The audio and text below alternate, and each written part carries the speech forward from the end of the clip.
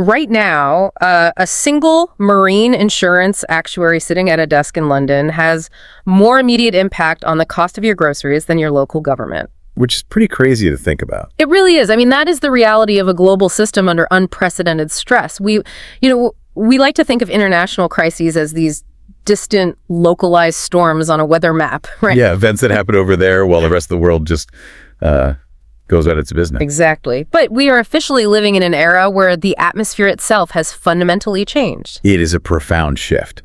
We are no longer watching isolated storms. We're watching how the pressure system from a conflict in one hemisphere is, well, it's violently accelerating the wind speeds of a crisis in another. Right. It is the absolute definition of a systemic stress test. Which brings us to our mission for today's deep dive. We are unpacking a highly concentrated, urgent analytical report titled Global Stability in the Shadow of Multi-Front Escalation. Quite a title. Yeah, light reading, right? But our goal today is to figure out exactly what intelligence analysts mean when they raise the alarm about overlapping crises. We want to understand the mechanics behind how the world's most volatile conflict zones are interacting. And how they're putting a historically unprecedented strain on global systems. Right.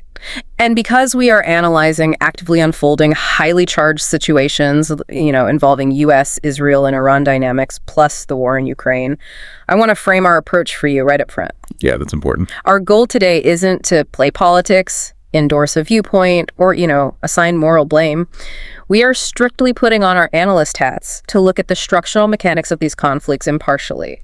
We just want to understand how the machine works, regardless of who is pulling the levers. That is really the only way to genuinely understand the architecture of global instability. You have to strip away the rhetoric and just look at the load-bearing walls. Exactly. And the immediate takeaway from current strategic analysis is that the international system is being tested from multiple directions simultaneously. At the exact same time. Right. We are seeing major conflict zones remaining intensely active at the exact same time. This is not a sequential problem where one war winds down and another begins, allowing the global community to reset. No breathing room. None. Yeah. This concurrency is what brings the very concept of international stability to the brink. Okay, let's unpack this.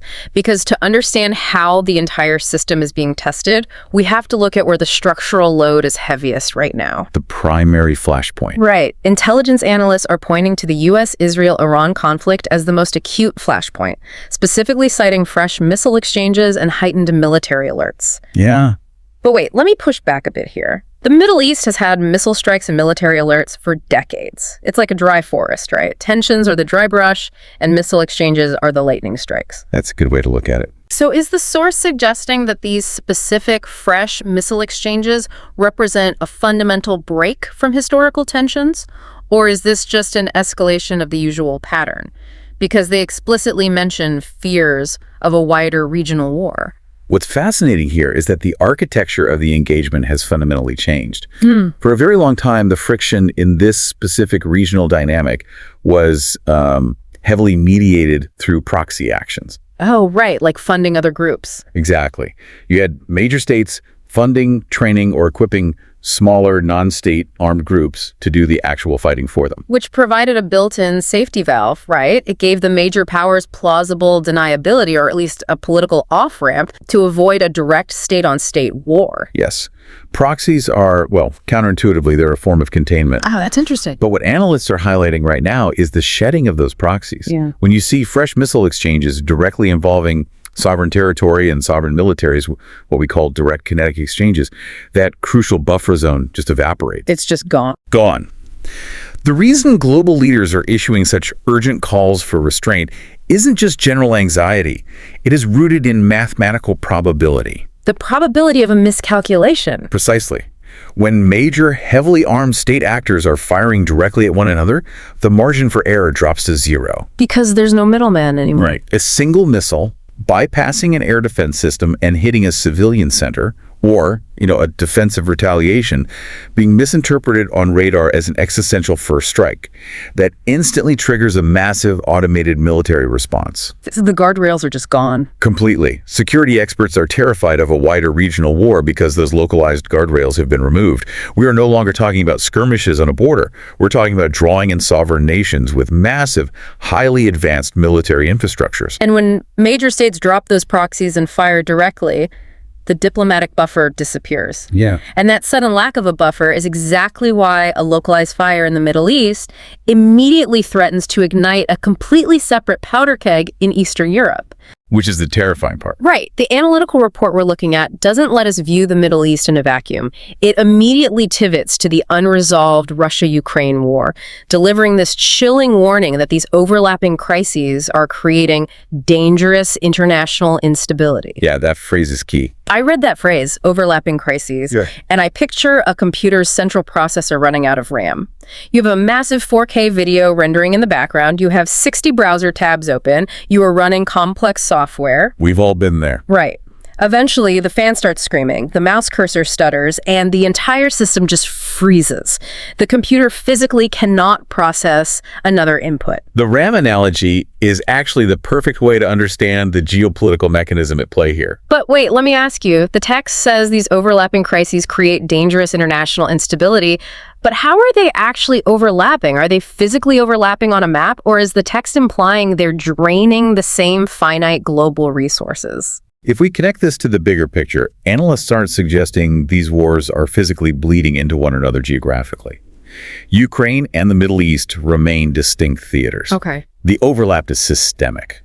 It's an overlap of military supply chains, global resource allocation, and crucially, diplomatic bandwidth. Let's drill down into that diplomatic bandwidth, because I think people assume diplomacy is just this endless resource, but it's actually highly finite, isn't it? Highly finite. Think about the physical realities of global governance. There are only so many hours in a day, and there are only so many top-tier diplomats, defense secretaries, and heads of state who actually carry the authority to negotiate a ceasefire or mediate a treaty. Right. You can't just send an intern to do that. Exactly. Managing a single major conflict requires undivided, sustained attention. It means round-the-clock negotiations, back-channel communications, constant travel. Now factor in the Russia-Ukraine war, which has already demanded historic, unprecedented levels of Western military coordination. Not to mention financial aid and continuous intelligence sharing. Right. The system was already running at 99% capacity, just dealing with Eastern Europe. So when you introduce a second, completely distinct, highly volatile regional crisis involving the US, Israel, and Iran, the international RAM simply maxes out. It does. International leaders lose the ability to engineer long-term peace because they are forced to play global whack-a-mole. Wow, whack-a-mole. Yeah, I mean, if the U.S. Secretary of State is urgently flying to the Middle East to prevent a retaliatory missile strike, they cannot simultaneously be in Europe negotiating a critical grain corridor or coordinating artillery shipments for Ukraine. They're just managing daily emergencies rather than resolving the underlying conflicts. Which is the core definition of dangerous international instability. The global community becomes so overextended, both in terms of physical defense supplies like 155mm artillery shells and in human diplomatic hours, that it loses the capacity to actually contain or extinguish these fires. The system starts to freeze up, just like the computer. Here's where it gets really interesting. When the international RAM is maxed out like that, it forces a change in how security experts actually categorize the threat. Yeah, the terminology shifts. Right. And human nature dictates that when a system overloads, we want to put a label on the ultimate worst-case scenario. But the analysts behind this intelligence report are incredibly deliberate with their words. Very deliberate. They state that this is not officially World War III, but they follow up immediately by noting that the risk of broader escalation is being discussed more seriously than before. Yes. Now, if you spend 5 minutes on social media, you see WW3 trending all the time. Oh, constantly. It's thrown around casually as a catch-all term for things getting bad. But these analysts go out of their way to explicitly avoid that label while simultaneously validating the severe risk. So why does that official label matter so much to analysts? If the risk of broader escalation is genuinely being taken this seriously, is World War III just a semantic difference at this point? This raises an important question. It's a massive distinction. It comes down to how security experts categorize legal and structural realities versus how the public perceives destruction. Okay, break that down for me. To an intelligence analyst, World War III is not just a dramatic description of a really bad global conflict. It is a highly specific, legally and historically defined state of global architecture. Oh, so it's a technical term. Exactly. A world war implies formalized, declared global alliances actively engaging in total unrestricted warfare across multiple continents. So it's the difference between nations fighting heavily and nations completely restructuring their very existence around the fight. Yes, a formal world war triggers very specific mutual defense treaties. It requires nations to invoke wartime production acts. Meaning what exactly? Meaning they legally force civilian factories to stop making cars and start making tanks. It institutes mass conscription. It completely alters the legal frameworks of international law regarding global trade. Wow. Okay, so when the analysts clarify that this is not officially World War III, they're being technically precise. We don't currently have formally declared, formalized global axes engaging in unrestricted total war. Right. But they do say the risk of broader escalation is being taken incredibly seriously. If broader escalation isn't World War III, what does it actually look like on the ground? Broader escalation is the gray zone right before a formal world war. It's the systemic erosion of those unwritten rules of engagement that keep conflicts localized. Okay. What analysts are watching for right now is the merging of those overlapping crises we discussed earlier. For example, if a regional actor in the Middle East begins mass-producing drones and quietly shipping them to be used in the European theater, Right. or if a superpower starts providing advanced satellite targeting data to a proxy fighting a rival superpower. So the supply chains and the political alliances of two separate wars start to fuse together. Exactly, the guardrails come off. Yeah. And the reason this shift in terminology is so critical is that it signals a fundamental change in the security analyst mindset. How so? Well, they're moving from a posture of mediation, how do we stop this local fight, to a posture of systemic preservation. How do we prevent this localized chain reaction from pulling the entire global alliance structure into a declared war? That's a huge shift in perspective. It is. It determines whether global defense readiness protocols are sitting at a baseline level or being elevated to a state of imminent alert. So what does this all mean for you listening? Because that shift in defense readiness isn't just felt in military bunkers. It bleeds directly into the civilian world. Which brings us back to that marine insurance actuary in London I mentioned at the start of our deep dive. Yeah, the real-world fallout. Right. It's incredibly easy to view geopolitical analysis as this abstract, high-level chess game that doesn't really touch your daily life. But the analysts make it very clear that the fallout is immediate and tangible.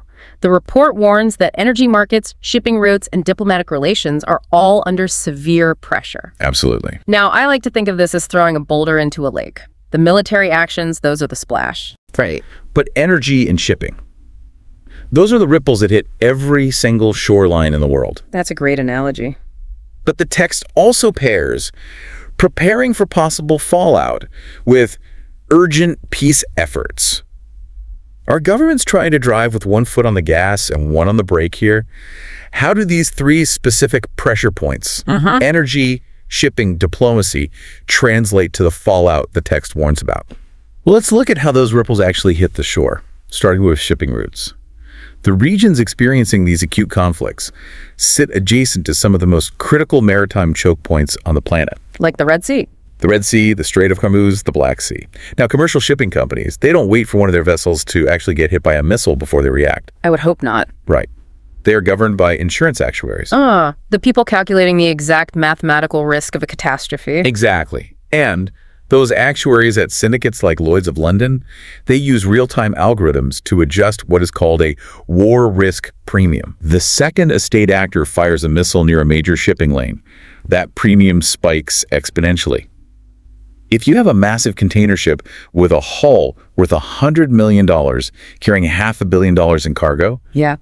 a 1 or 2% overnight spike in your war risk premium equates to millions of dollars in unexpected costs for a single voyage. Wow. Making the journey financially unviable before the ship is ever even physically in danger. Precisely. So the shipping conglomerates make the immediate financial decision to reroute. They send those massive ships all the way around the southern tip of Africa instead of through the Suez Canal. Which has to take forever. It adds weeks to the transit time, and it burns millions of gallons of extra fuel. And who pays for that extra fuel and that lost time? You do.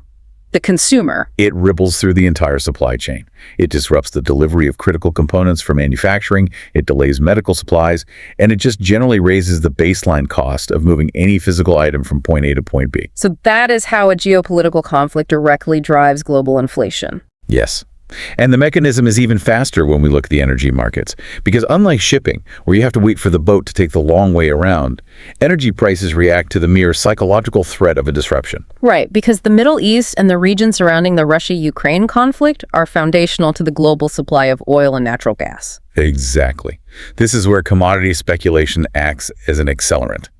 When missile alerts happen, futures traders and energy speculators immediately start pricing in the worst-case scenario. Because they assume that a broader escalation might damage oil refineries or blockade export terminals. Right, so they buy up energy futures, driving the price per barrel up instantly. Meaning you end up paying more at the gas pump the very next morning before a single drop of actual oil supply has been disrupted.